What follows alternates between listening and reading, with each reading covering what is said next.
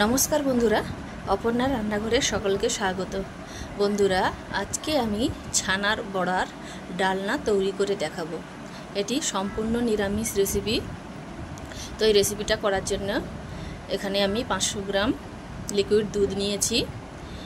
তো প্রথমে আমি দুধটা ছানা কাটিয়ে নেব। তো আমি এখানে ছানা তৈরি করার জন্য ইন্ডাকশানে দুধটা গরম করতে বসিয়েছিলাম। তো দুধটা ফুটে উঠলে এর মধ্যে দিয়ে দেব অর্ধেক পাতিলেবুর রস। আবার আমি এই দুধের মধ্যে দিয়ে দিয়েছি। তো এখানে আমার সুন্দরভাবে বেশ ছানাটা কেটে গেছে। আপনারা লেবুর পরিবর্তে ভিনিগার দিয়েও ছানা কাটাতে পারেন।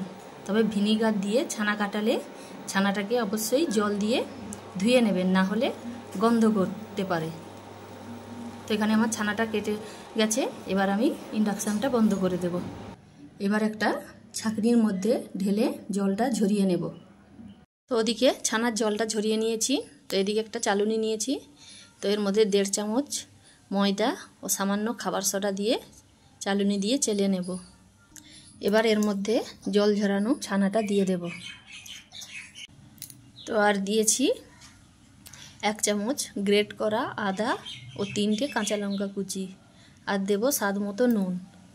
তো এখানে আমি সব কিছু ভালো করে মাখিয়ে নিয়েছি। আর এটা যদি খুব শক্ত হয় তাহলে অল্প জল দিয়ে এটাকে মেখে নিতে হবে। তো এবার আমি চলে যাব রান্নায়।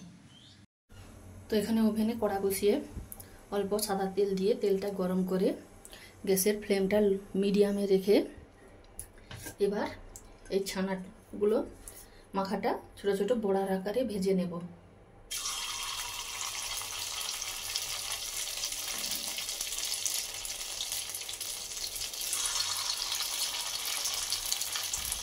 তো মিডিয়াম আছে বড়াগুলো লাল করে ভাজা হয়ে গেলে আবার এটিকে একটা বোলের মধ্যে তুলে নেব।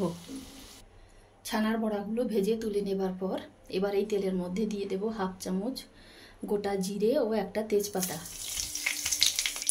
এগুলো ভাজা হয়ে গেলে এবার এর মধ্যে দিয়ে দেব আদা, টমেটো ও জিরে একসাথে বেটে নিয়েছিলাম। তো এটা এবার এর তেলের মধ্যে দিয়ে দেব। এবার এর মধ্যে দিয়ে দেব 1 চামচ লঙ্কার গুঁড়ো, আর দেব 1/2 চামচ হলুদের গুঁড়ো।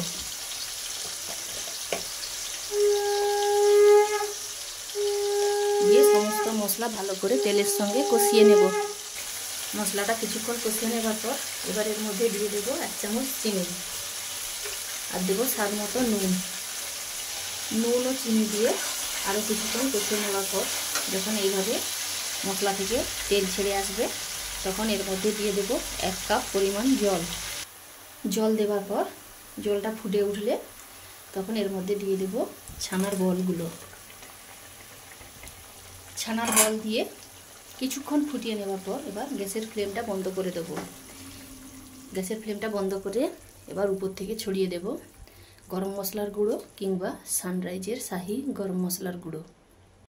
তো বন্ধুরা, তৈরি হয়ে গেল আমার ছানার বলের ডালনা।